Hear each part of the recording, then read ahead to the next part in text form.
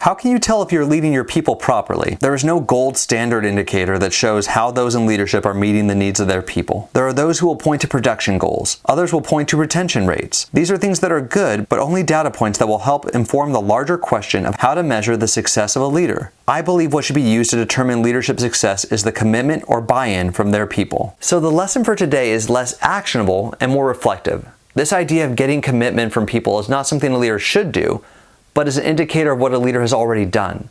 This means that organizational buy-in should not be a goal, but instead the byproduct of effective leadership. This byproduct comes from having a leader who has done several things right over an extended period of time. It is not a one-time action. The movie Spartacus follows a former slave-turned-gladiator who became the leader of a revolution against the slave masters in Rome. The protagonist, Spartacus, is introduced as a belligerent slave assigned to work in the mining pit. Luckily, he is noticed by a Roman businessman who is impressed with his ferocity and is purchased with the intention of having him train as a fighter. During this coaching, Spartacus earns the respect of his fellow slaves for showing himself as a man of integrity, even in the face of severe punishments from the slave masters. The turning point for Spartacus comes when he is disarmed by his opponent in the gladiator pit during a private match for wealthy spectators. Instead of killing Spartacus, his opponent turns his weapon on the Roman audience. Inspired by this act of defiance as well as their own mistreatment, Spartacus leads the slaves and gladiators in a revolt, overthrowing the guards and captors. After the slaves free themselves, they elect Spartacus as their leader. He then promises to flee Italy with them and return them to their homelands. In their journey to escape Rome and the injustice of slavery,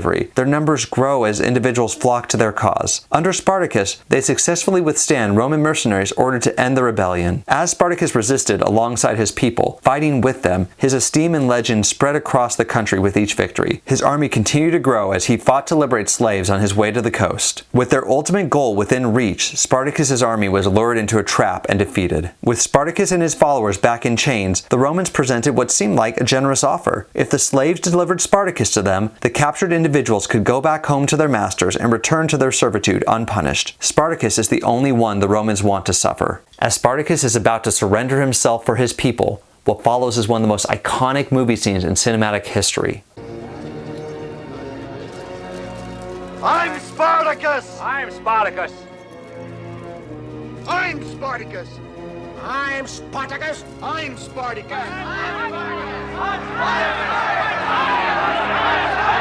This scene shows the commitment, appreciation, and loyalty that Spartacus was able to endear through his leadership. This commitment is something that leaders cannot earn through just being effective managers or providing competitive incentives. It takes a leader to show their people that they care about them and are willing to fight with them through challenges. Although the way you fight does not have to be quite as literal as Spartacus, the movie ends by showing the true sacrifice of the men of Spartacus's army, as we see the road to Rome lined with the crosses of all the crucified slaves to ensure that Spartacus was dead. There have been many stories told about leaders, both real and fictional, who have led soldiers into battle and rebellions. What makes Spartacus stand out as a great commander is not any grandiose accomplishment, but what his people were willing to do for him. As a leader, the organizational commitment of your people is less determined by how successful you are, as much as if the people believe in what you are doing, and you get their buy-in from the start. This lesson is not meant for you to implement and accomplish tomorrow. This is a chance for you to honestly assess your organization and yourself as a leader, and begin to make changes if necessary. If after observing your organization and your people, you feel like you have the commitment and buy-in from your people, that's great. If not, it could be for many reasons outside of your control. But one thing you can do is understand what your people care about, what matters to them, and fight for it. This does not mean that you take orders from your people, but that you find ways to use your position to better the lives of those you lead. It means you need to care about your people, understand what motivates them, and communicate with them effectively. This may sound easy, but it entails a lot that would cover multiple lessons. This lesson is not about how to do all those things, but how to recognize if you already are. Remember, there are no shortcuts on the path of developing yourself as a complete leader. Alright scholars, I have a challenge for you from today's lesson. I want each of you to answer the question, do you think your people follow you because they want to, or because they have to? Whatever your answer is, why is that?